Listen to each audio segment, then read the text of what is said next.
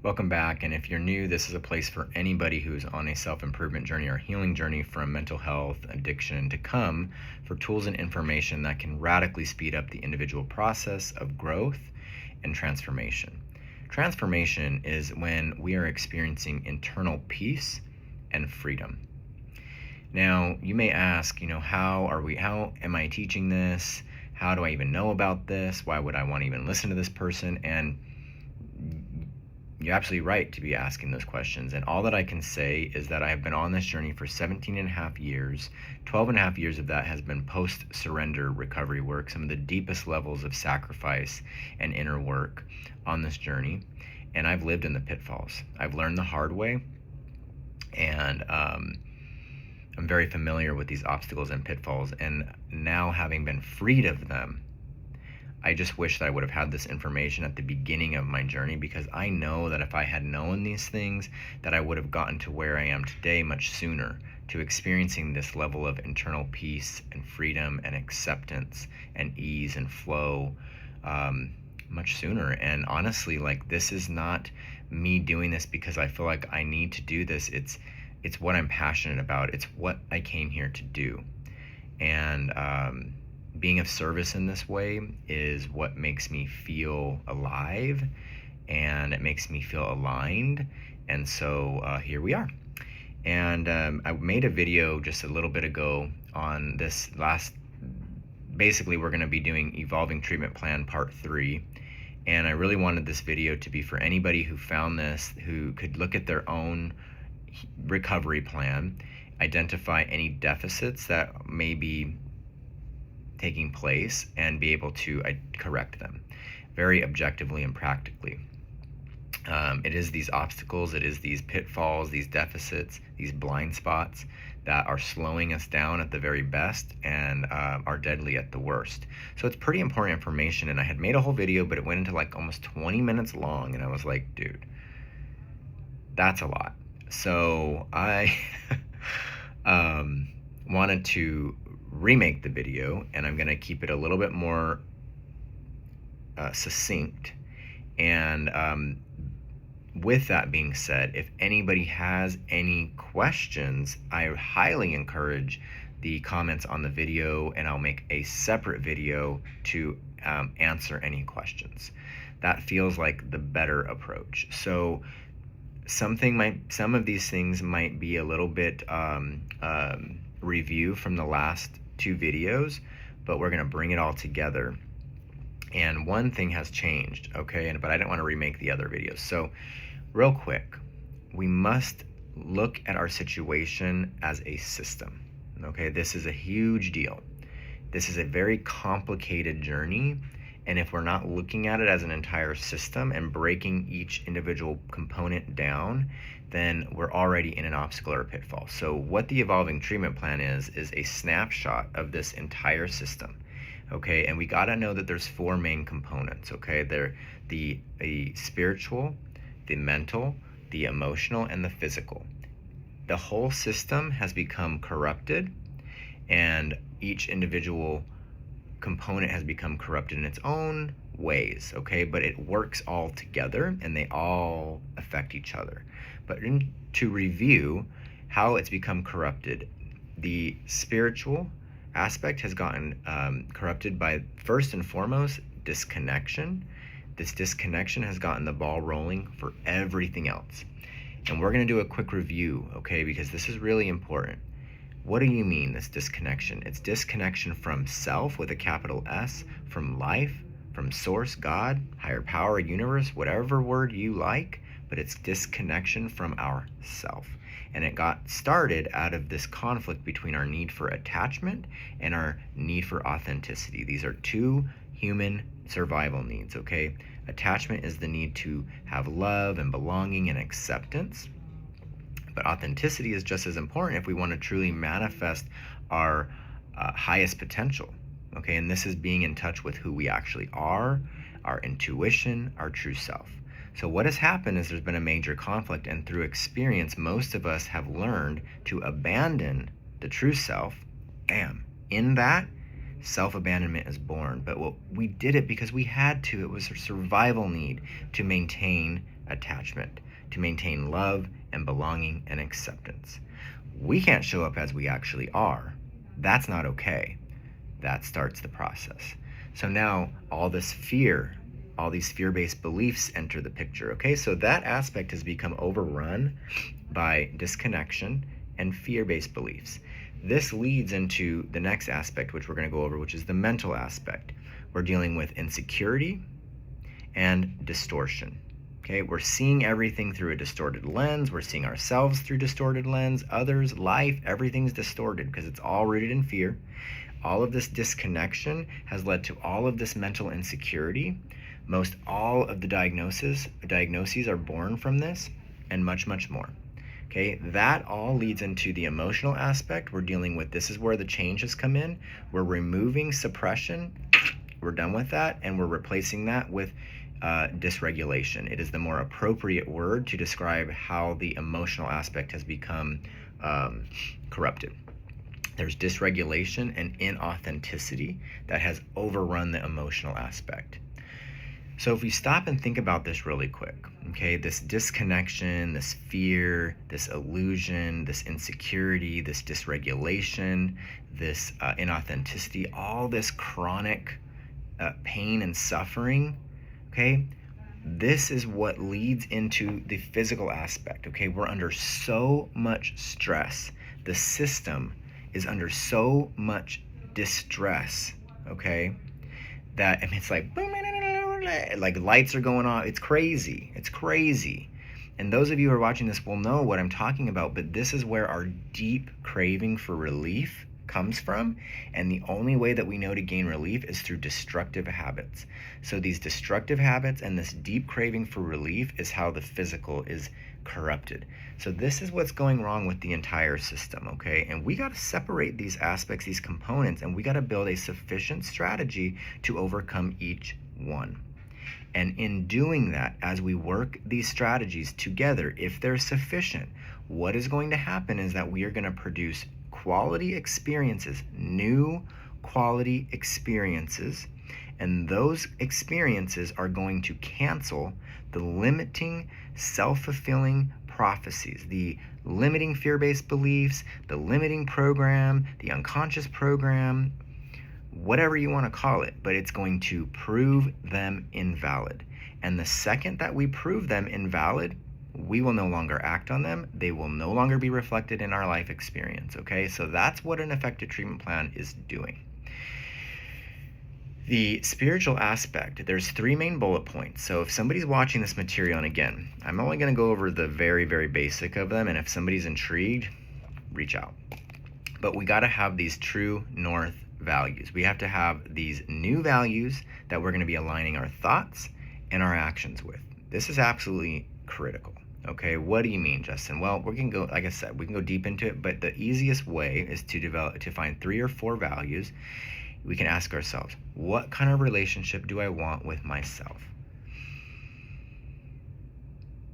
Most of us, I think, would agree that we want a relationship that is kind, that is accepting, and that is understanding.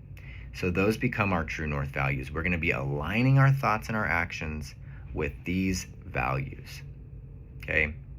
This is not an overnight, as I've said many times. We are getting better and better at doing this, and what will actually happen most likely is that after the fact, we will review and reflect on experiences and be like, oh wow, if I had been aligned with this thought or action, if I had been aligned with kindness, acceptance, and understanding, I would have said this, or I would have acted like this, or blah, blah, blah. And then we gain a little more awareness, and we try to do better the next time. But we have to have that as our leading barometer, okay? It's like our navigation system through this this process. The next part of this is all for the spiritual strategy, okay?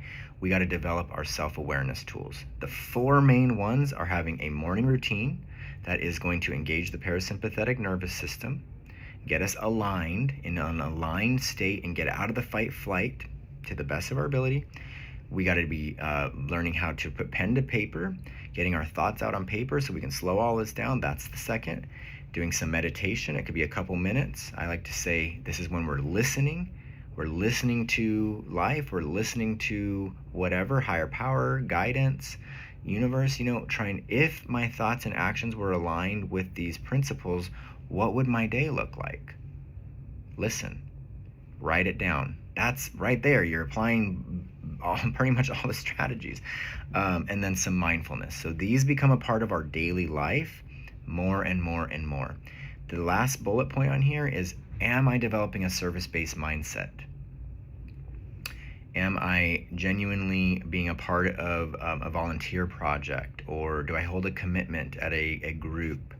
Am I focused on what I can contribute to life in this situation versus what can I take? This in and of itself really could be a whole video. So that's the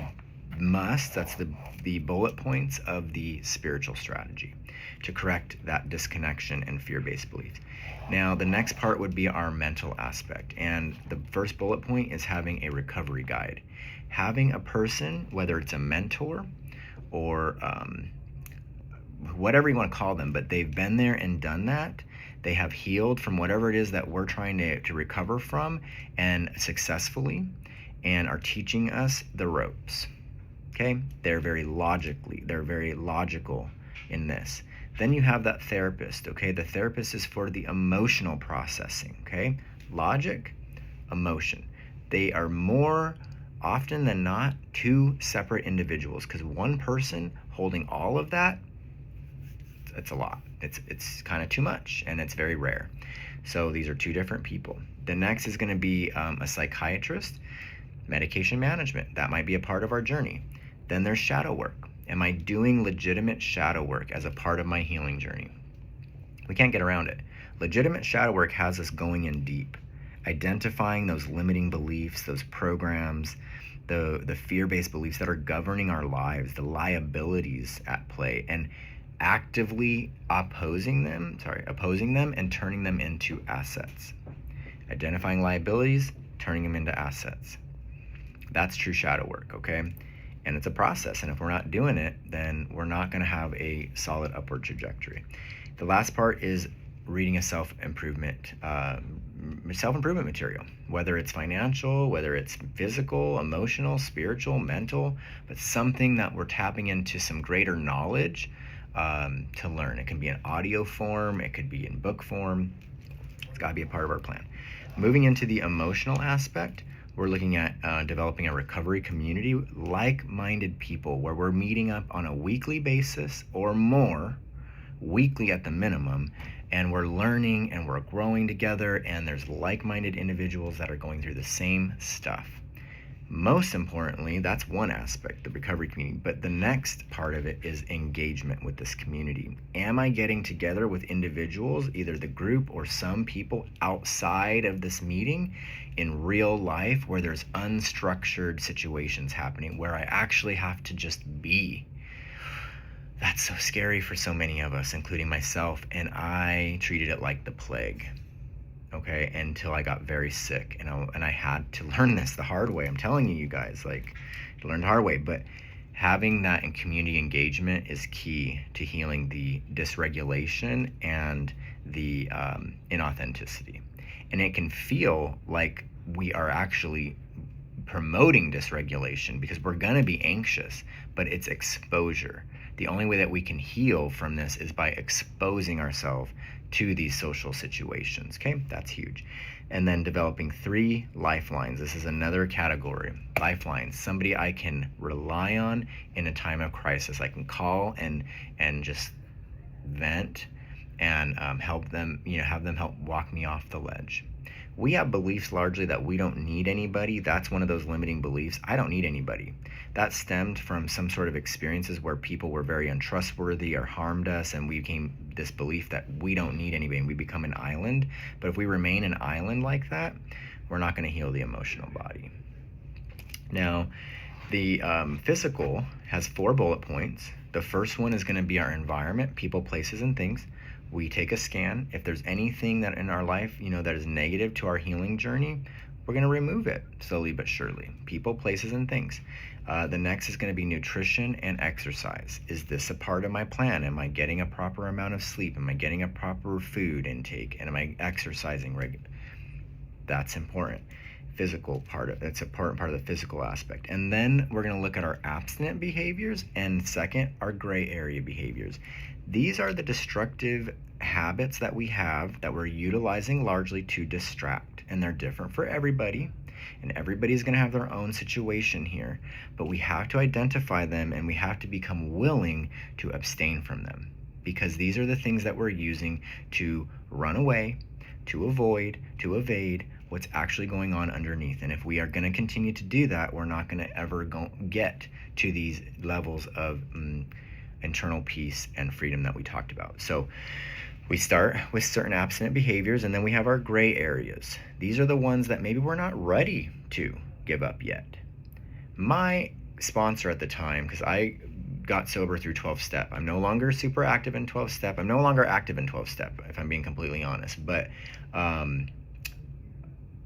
I've taken a lot of what I teach, and it's like my program is like 12-step adjacent, I would say. But anyways, as a part of a 12-step program, it's an abstinent-based program. But this combines both the abstinence and the harm reduction. So we look at the ones that are going to kill us, the most detrimental, and then we have the list of the ones that are secondary, and that we're going to begin to work towards.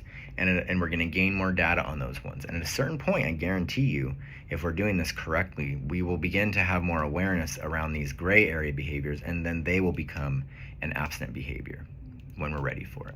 Okay, so this is the evolving treatment plan, and anybody that's watching this can take a quick inventory and kind of see where there might be deficits and clear them up. And I encourage you, if you want a little more information, I highly encourage you to send me any sort of question, because then it gives me something else to do and it gives me more content to create, and I really enjoy doing this. So thank you so much for paying attention or tuning in if you've watched this whole video. Till next time, much love.